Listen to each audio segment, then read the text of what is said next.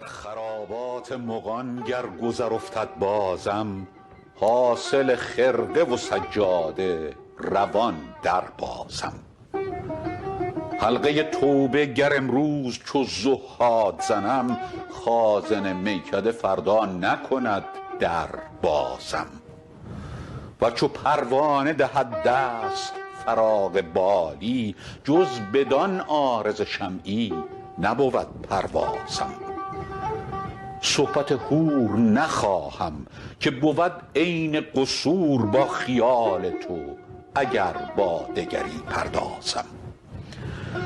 سر سودای تو در سینه بماندی پنهان، چشم تردامن اگر فاش نکردی رازم. مرغ سان از قفس خاک هوایی گشتم، به هوایی که مگر صید کند شهبازم.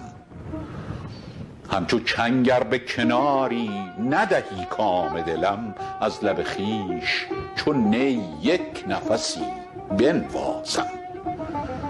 ماجرای دل خون گشته نگویم با کس، زان که جز تیغ غمت نیست کسی دمسازم. گر به هر موی سری بر تن حافظ باشد، همچو زلفت همه را در قدمت اندازم.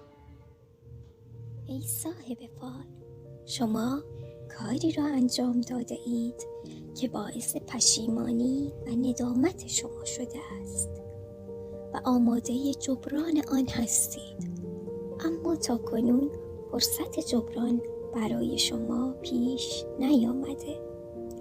آگاه باشید که با بیتابی و گریه و زاری مشکلی حل نمی شود. احساسی گام بر ندارید و ارتباط خود را با خدا قوی تر